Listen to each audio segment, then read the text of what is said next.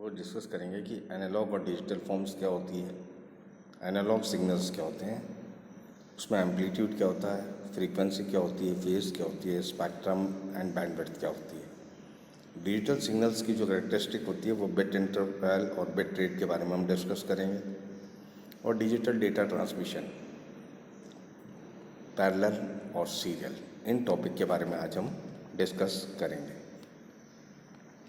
Analogue and digital signal, signal information जो होती है वो डेटा के फॉर्म में हो सकती है, वॉइस के रूप में हो सकती है, पिक्चर के रूप में हो सकती है और इस तरह किसी भी रूप में हो सकती है। सिग्नल इंफॉर्मेशन, इसको ट्रांसमिट करने के लिए, सिग्नल को ट्रांसमिट करने के लिए इंफॉर्मेशन को पहले आपको किस में ट्रांसफॉर्म करना पड़ता है, इलेक्ट्रोमैग्नेटिक सिग्नल्स में। कोई इंफॉर्मेशन है उसको कोई भी ट्रांसफॉर्म करनी है, ट्रांसमिट करनी है, तो उसको पहले आपको किस में ट्रांसफॉर्म करना पड़ेगा, इलेक्ट्रोमैग्नेटिक सिग्नल्स में। डेटा दो तरह का हो सकता है, एनालॉग डेटा और digital data. Analog data refers to information that is continuous. Analog data उस इंफॉर्मेशन को बताता है जो नेचर में क्या होती है, कंटिन्यूस होती है। डायग्राम में दिख रहा है that is continuous in nature. इसका एम्पलीट्यूड कम ज़्यादा हो सकता है लेकिन ये क्या है, कंटिन्यूस इन नेचर। जैसे अपनी साउंड, कभी अपन तेज बोलते हैं तो अपना एम्पलीट्यूड बढ़ जाता है, धीरे बोल रहे हैं तो एम्पलीट्यूड क्या हो गया, कम हो गया, ठीक है, और कंटिन्यूस होती है नेचर में। डिजिटल डेटा किसको बताता है, information that has discrete values, ऐसी इंफॉर्मेशन जिसकी वैल्यूज डिस्क्रीट होती हैं, ठीक है। डिजिटल डेटा डिस्क्रीट वैल्यूज लेता है, जैसे कंप्यूटर की मेमोरी में जो डेटा स्टोर होता है वो किस रूप में होता है, जीरोज और वंस के रूप में, ये डिस्क्रीट वैल्यूज हैं। सिग्नल दो तरह के होते हैं, एनालॉग सिग्नल और डिजिटल सिग्नल्स। एनालॉग सिग्नल में क्या होता है, इनफाइनाइट वैल्यूज़ होती है, किसी रेंज में क्या होती है उसकी, इनफाइनाइट वैल्यूज़ होती है, ठीक है, कंटिन्यूस होता है और इनफाइनाइट वैल्यूज़ होती है रेंज में। डिजिटल सिग्नल्स जो होते हैं उनमें limited number of defined values होती है, ठीक है, limited number of defined values होती है। ये देखो डायग्राम में दिख रहा है आपका एनालॉग सिग्नल और डिजिटल सिग्नल। एनालॉग सिग्नल क्या है, कंटिन्यूस होता है नेचर में, और डिजिटल सिग्नल जो होता है वो क्या होता है, दैट टेक्स डिस्क्रीट वैल्यूज। वो कौन सी वैल्यू लेता है, डिस्क्रीट वैल्यूज लेता है। अब एक बात करते हैं अपन periodic and non periodic signals.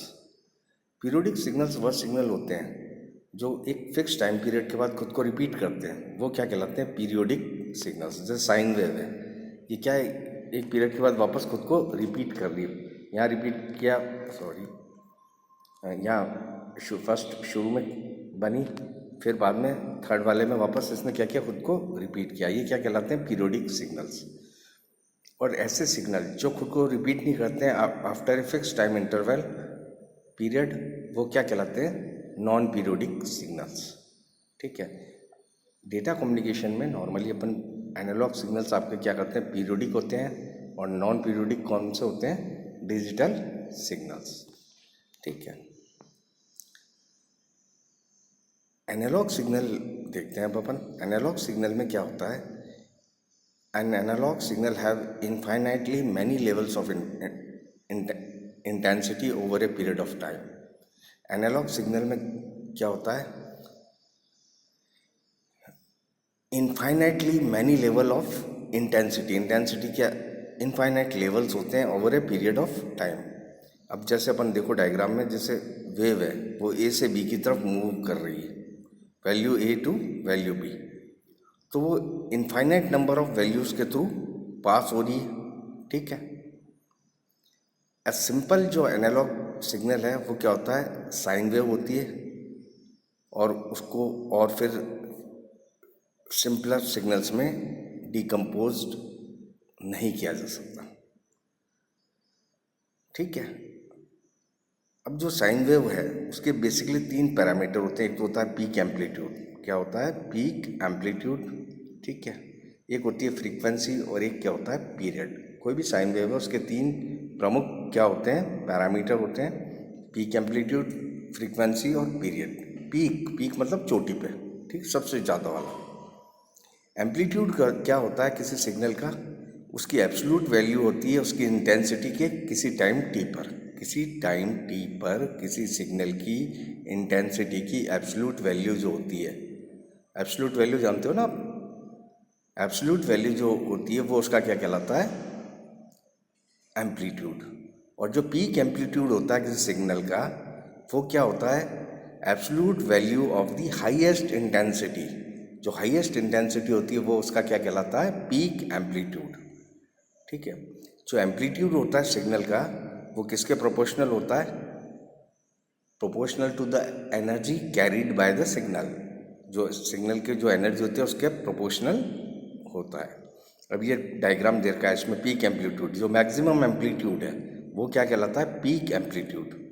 ठीक है, दूसरा सिग्नल और दे रखा है, इसमें देखो आप पीक एम्पलीट्यूड थोड़ा इसमें लो है, पहले वाले में क्या है, थोड़ा सा हाई है। फ्रीक्वेंसी क्या होती है, frequency refers to the number of cycles completed by the wave in 1 second. Frequency किसको बताती है, number of cycles completed by the wave, wave द्वारा कितने नंबर ऑफ साइकिल्स कंप्लीट किए गए 1 सेकेंड में, वो उसकी क्या कहलाती है, फ्रीक्वेंसी। ठीक है, और पीरियड किसको बताता है, period refers to the time taken by the wave to complete 1 second. Period किसको बतलाता है, वेव द्वारा जो टाइम लिया जाता है 1 सेकेंड में। ठीक है, it refers to the time taken by the wave to complete 1 second. 1 second में कितना बढ़ी, कितना वेव का पोर्शन बना, ठीक है, वो उसका क्या कहलाता है, पीरियड। ठीक है, अब 1 सेकेंड में मान लो ये 12 पीरियड बने, डायग्राम में क्या दिखाया है, तो उसकी फ्रीक्वेंसी क्या हो गई, 12 हर्ट्ज। 1 सेकेंड में इसके कितना हो गए, 12, क्या किया इसने, 1 सेकेंड में ये 12 बार ऊपर नीचे हुई है मतलब, तो इसके क्या हो गए, 12 पीरियड्स हो गए 1 सेकेंड में, कितने हो गए, 12 पीरियड हो गए। ठीक है, 1 सेकेंड में, तो इसकी फ्रीक्वेंसी कितनी हो गई, 12 हर्ट्ज हो गई। फेज क्या होता है, phase describes the position of the waveform with respect to time. Time के सापेक्ष जो पोजीशन होती है वेवफॉर्म की वो क्या कहलाता है, आपका फेज। फेज जिसको डिस्क्राइब करता है position of the waveform with respect to time. Phase क्या बतलाता है, फेज इंडिकेट्स द फॉरवर्ड और backward shift of the waveform from the axis. Axis से कितना फॉरवर्ड या बैकवर्ड शिफ्ट हुआ है वेवफॉर्म का, वो उसका क्या कहलाता है, फेज कहलाता है। इसको डिग्री या रेडियन में नापा जाता है। अब ये डायग्राम नीचे दिया हुआ है, इसमें क्या गया है, साइन वेव दी गई है जिनका सेम एम्पलीट्यूड है और सेम फ्रीक्वेंसी है, लेकिन इनके फेजेस क्या अलग अलग है। ये इसका 0 डिग्री फेस है, इसका फेस क्या है, 90 डिग्री फेस। ठीक है, ये 1/4 टी पीछे है, इसका क्या है, 180 डिग्री फेस। ठीक है, ये कितना है, हाफ टी। नेक्स्ट आते हैं आपके डिजिटल सिग्नल। ठीक है, डिजिटल सिग्नल इंफॉर्मेशन जो होती है उसको डिजिटल सिग्नल के फॉर्म में एक्सप्लेन किया जा सकता है। अब डिजिटल सिग्नल है, ये देखो डिजिटल में डिजिट्स क्या हो गए आपके, बाइनरी डिजिट 0 और 1। ये डायग्राम दिया हुआ है डिजिटल सिग्नल का। ठीक है, डिजिटल सिग्नल अपन ने पहले भी देखा, वो एक सिग्नल है जो डिस्क्रीट वैल्यू होती है जिसमें, ठीक है, सिग्नल्स में कंटिन्यूस वैल्यू नहीं होती। ठीक है, लेवल क्या होता है, इंफॉर्मेशन जो इंफॉर्मेशन होती है किसी डिजिटल सिग्नल में उसको वोल्टेज लेवल के रूप में एक्सप्रेस किया जाता है, व्यक्त किया जाता है। वैसे एग्जांपल्स के लिए अपन देख सकते हैं, जो नीचे डायग्राम में सिग्नल दिया है इसमें एक तो किसको रिप्रेजेंट कर रहा है, पॉजिटिव वोल्टेज को, और 0 किसको रिप्रेजेंट कर रहा है, 0 वोल्टेज को। ठीक है, तो इसकी वैल्यू क्या हुई, 1 0 1 0 1 0। ठीक, अब डिजिटल सिग्नल्स के कुछ पैरामीटर्स होते हैं। पहला होता है बिट लेंथ या बिट इंटरवल, इसको टीबी द्वारा एक्सप्रेस किया जाता है। ये क्या होता है, it is the time required to send one bit. एक बिट को भेजने में जो समय लगता है वो क्या कहलाता है, बिट लेंथ या बिट इंटरवल। इसको सेकेंड्स में मेज़र किया जाता है। दूसरा आपका बिट रेट, ये क्या होती है? It is the number of bits transmitted in 1 second. 1 second में कितने बिट ट्रांसमिट हो रहे हैं, वो क्या कहलाती है? उसकी बिट रेट। इसको बीपीएस, बिट्स पर सेकेंड में एक्सप्रेस किया जाता है। ठीक है। जो रिलेशन होता है बिट रेट और बिट इंटरवल के बीच में, वो क्या होता है? Bit rate is equal to 1 upon bit interval. ठीक, 1 अपॉन बिट इंटरवल। ठीक है। Bit interval, the bit interval is the time required to send one single bit. Bit interval क्या होता है? वह टाइम होता है जो कि एक सिंगल बिट को भेजने में लगता है। और बिट रेट क्या होती है? नंबर ऑफ बिट इंटरवल्स पर सेकेंड। 1 सेकेंड में कितने बिट इंटरवल है, वो क्या कहलाती है? Bit rate. ठीक है। अब ये सिग्नल दिया हुआ है। ठीक है। अगर मान लो 1 सेकेंड में 8 बिट इंटरवल निकलते हैं। ठीक है। क्या होते हैं? 1 सेकेंड में कितने इंटरवल क्या होता है? 8 बिट इंटरवल निकलते हैं। ठीक है। तो इसकी बिट रेट कितनी हो गई? 8 बीपीएस, 8 बिट्स पर सेकेंड। ये आपका डिजिटल सिग्नल है, इसमें ये एक्सप्रेस किया गया है। नेक्स्ट आता है data transmission. Data transmission basically आपका दो तरह का होता है, एक तो पैरेलल डेटा ट्रांसमिशन और एक होता है serial data transmission. Serial data transmission को आगे अगेन अपन दो भागों में बांट सकते हैं, सिंक्रोनस डेटा ट्रांसमिशन और asynchronous data transmission. Parallel transmission, ठीक है, जब क्या होता है कि कोई कंप्यूटिंग या कम्युनिकेशन डिवाइस है और इसमें कई सारी सब यूनिट्स काम में आ रही हैं और उनके बीच की डिस्टेंस क्या है? बहुत कम है। तो इस तरह की सब यूनिट्स के बीच में डेटा को ट्रांसफ़र करने के लिए क्या क्या काम में लेते हैं? सेपरेट वायर लेते हैं हर बिट ऑफ डेटा को ट्रांसफ़र करने के लिए। ठीक है। तो क्या होता है कि हर सब यूनिट में क्या होता है? कई सारे तार कनेक्ट होते हैं और जो डेटा का ट्रांसमिशन है वो किससे होता है? पैरेलल ट्रांसफ़र मोड से होता है। इसका फ़ायदा ये होता है कि मिनिमम डिले होता है ट्रांसफरिंग ईच वर्ड। हर वर्ड को ट्रांसफ़र करने में मिनिमम समय लगता है। पैरेलल डेटा ट्रांसमिशन में क्या होता है कि सारे जो बिट्स होते हैं, डेटा के जितने भी बिट्स होते हैं वो सब साइमल्टेनियसली, मतलब एक साथ ट्रांसमिट किए जाते हैं। सबको एक सेपरेट कम्युनिकेशन लाइन पे ट्रांसमिट किया जाता है। जैसे 8 बिट ट्रांसमिट करने हैं सेंडर को रिसीवर को, तो क्या होगा? 8 कम्युनिकेशन लाइन्स आर नीडेड। ठीक है। अगर n बिट्स आपको ट्रांसफ़र करने हैं तो n वायर्स या n लाइंस की ज़रूरत पड़ती है। ठीक है। तो हर बिट के पास खुद की लाइन होती है। ठीक है। जो जितने n बिट्स होते हैं किसी एक ग्रुप के, वो हर क्लॉक पल्स के साथ ट्रांसमिट होते हैं एक डिवाइस से दूसरे डिवाइस के। ठीक है। इसका क्या मतलब हुआ? हर क्लॉक पल्स के साथ मल्टीपल बिट ट्रांसफ़र होते हैं। ये कम दूरी के डेटा ट्रांसमिशन के लिए पैरेलल डेटा ट्रांसमिशन काम में लिया जाता है। ठीक है। अब ये डायग्राम है, इसमें एक सेंडर है एक रिसीवर है। 8 बिट ट्रांसमिट करने हैं तो 8 कम्युनिकेशन लाइन चाहिए दोनों के बीच में, सेंडर और रिसीवर के बीच में। ठीक है। और हर लाइन पे एक बिट ट्रांसमिट होता है, मीन्स एक बार में पूरा वर्ड ट्रांसमिट हो जाता है। एडवांटेजेस क्या है? डेटा को ट्रांसमिट करने का ये फास्ट मेथड है। ठीक है। क्योंकि multiple bits are transmitted at a time, एक बार में मल्टीपल बिट्स ट्रांसमिट हो रहे हैं। ठीक है। एक सिंगल क्लॉक पल्स में मल्टीपल बिट्स सेंडर से रिसीवर के पास ट्रांसमिट हो रहे हैं। और इसका डिसएडवांटेज क्या है? ये कॉस्टली मेथड है डेटा ट्रांसमिशन का, क्योंकि इसमें क्या चाहिए? जितनी बिट्स को ट्रांसमिट कर रहे हो उतनी लाइन्स चाहिए। जैसे अपने को n बिट्स को ट्रांसफ़र करना है तो अपने को कितनी कम्युनिकेशन लाइन चाहिए? n लाइन्स चाहिए सेम टाइम पे, इसलिए कॉस्टली मेथड है। दूसरा मेथड है सीरियल डेटा ट्रांसमिशन। ठीक है। मान लो दो फिजिकली सेपरेट डिवाइसेस है, दूर दूर है, उसके बीच आपको कोई डेटा ट्रांसफ़र करना है। ठीक है। जैसे कई किलोमीटर दूर है। ठीक है। तो कॉस्ट के पॉइंट ऑफ व्यू के हिसाब से, कीमत के हिसाब से ये इकोनॉमिकल होता है कि एक सिंगल पेयर ऑफ लाइंस काम में लो। ठीक है। डेटा को किस तरह ट्रांसमिट किया जाता है? इसमें single bit at a time, एक बार में एक बिट को ट्रांसमिट किया जाता है using a fix time interval. Her bit के लिए एक फिक्स टाइम इंटरवल होता है। इस तरह का जो ट्रांसमिशन का मोड होता है, इसमें क्या होता है?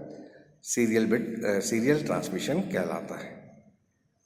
सीरियल ट्रांसमिशन में क्या होता है कि जो वेरियस बिट्स होते हैं वो सीरियली ट्रांसमिट होते हैं एक के बाद दूसरा।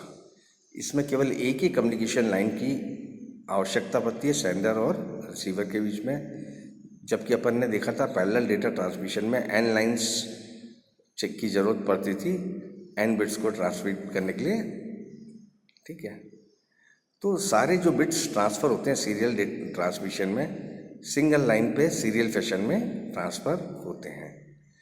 सीरियल ट्रांसमिशन में क्या होता है, हर क्लॉक पल्स के साथ क्या होता है, केवल एक ही बिट भेजा जाता है।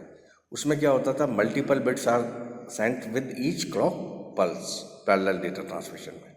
ठीक है, मान लो 8 बिट डेटा भेजा जाना है, कोई 8 बिट का डेटा 11001010 सोर्स से डेस्टिनेशन के पास भेजा जाना है। तो सबसे पहले क्या ट्रांसमिट होगा, लीस्ट सिग्निफिकेंट डिजिट कौन सा है, 0। ठीक है, उसके बाद एक एक करके 0 के बाद 1, फिर अगेन 0, देन अगेन 1, और सबसे आखिरी में कौन सा होगा, MSB मोस्ट सिग्निफिकेंट बिट। ठीक है, ये सारे बिट्स का ट्रांसफ़र एक सिंगल कम्युनिकेशन लाइन पर ही होगा। अब इंटरनल जो सर्किटरी होती है कंप्यूटर सिस्टम की, वो डेटा को पैरेलल मोड में ट्रांसमिट करती है। ठीक है, अब इंटरनल सर्किटरी में डेटा किस रूप में ट्रांसमिट होता है, पैरेलल फॉर्म में ट्रांसमिट होता है। तो पैरेलल डेटा को आपको किस में कन्वर्ट करना पड़ेगा, सीरियल डेटा में। तो इसके लिए आपको कन्वर्टिंग डिवाइसेस की आवश्यकता पड़ेगी। ठीक है, वो जो कन्वर्टिंग डिवाइसेस होंगे वो पैरेलल डेटा को सीरियल डेटा में कन्वर्ट कर देंगे सेंडर साइड पे, ताकि उसको एक सिंगल लाइन पे आप सेंडर से फिर रिसीवर के पास भेज सकते हैं। रिसीवर साइड पे क्या होगा कि आपका सीरियल डेटा रिसीव्ड हुआ है, ठीक है, उसको वापस आपको, क्योंकि कंप्यूटर पैरेलल डेटा ही समझेगा, तो उसको वापस आपको किस में कन्वर्ट करना पड़ेगा, पैरेलल फॉर्म में। ठीक है, तो ताकि इंटरनल जो कंप्यूटर की सर्किटरी है वो उसे एक्सेप्ट कर सके। ठीक, अब ये डायग्राम दिया हुआ है, मैंने बताया था ना पहले, एक सेंडर है और एक रिसीवर है, यहाँ से 8 बिट आ रहे हैं। अब ये तो कंप्यूटर की इंटरनल सर्किटरी है, तो इसमें तो पैरेलल डेटा में ट्रांसमिट हो रहा है, तो अपने को क्या लगाना पड़ेगा, पैरेलल टू सीरियल कन्वर्टर लगाना पड़ेगा। उसके बाद ये कम्युनिकेशन लाइन पे एक एक करके सबसे पहले LSB ट्रांसफ़र होगा और लास्ट में कौन सा होगा, MSB होगा। जब ये रिसीवर के पास पहुँचेंगे तो पहले किसके पास जाएंगे, सीरियल टू पैरेलल कन्वर्टर के, ताकि कंप्यूटर की सर्किटरी के पास पहुँचने के लिए एक्सेप्ट करे उसे, उसको वापस अगेन वापस किस में कन्वर्ट किया जाएगा, सीरियल से पैरेलल में, और फिर कंप्यूटर से एक्सेप्ट करेगा कंप्यूटर। तो सीरियल डेटा ट्रांसमिशन किस काम में आता है, लंबी दूरी के डेटा ट्रांसमिशन के काम में आता है। ठीक है, इसका एडवांटेज क्या है कि अपन केवल एक ही सिंगल कम्युनिकेशन लाइन काम में ले रहे हैं, तो उससे ट्रांसमिशन कॉस्ट क्या हो जाएगी, N गुना कम हो जाएगी पैरेलल ट्रांसमिशन की तुलना में। कि अगर उसमें 8 कम्युनिकेशन लाइन ले रहे हो, उसमें एक ले रहे हो, तो N टाइम्स कॉस्ट कम हो जाएगी। ठीक है, दूसरा क्या इसके डिसएडवांटेजेस क्या है, use of conversion devices at source and destination end may lead to increase in overall transmission cost. अब आपको सोर्स साइड पे और रिसीवर साइड पे दोनों तरफ कन्वर्जन डिवाइसेस काम में लेने पड़ेंगे। सोर्स साइड पे क्या लोगे, पैरेलल टू सीरियल कन्वर्टर, और डेस्टिनेशन साइड पे क्या काम में लोगे, सीरियल टू पैरेलल कन्वर्टर। उससे क्या होगा, ओवरऑल ट्रांसमिशन कॉस्ट इंक्रीज हो जाती है। दूसरा डिसएडवांटेज क्या है, ये जो मेथड है वो स्लो होता है पैरेलल ट्रांसमिशन की तुलना में, क्योंकि पैरेलल ट्रांसमिशन में मल्टीपल बिट्स एक साथ, एक क्लॉक पल्स के साथ मल्टीपल बिट ट्रांसमिट होते हैं। ठीक है, और लेकिन सीरियल डेटा ट्रांसमिशन में एक एक करके सीरियली एक के बाद दूसरा बिट ट्रांसमिट होता है। ठीक है बेटा, समझ में आ गया? Okay, thanks.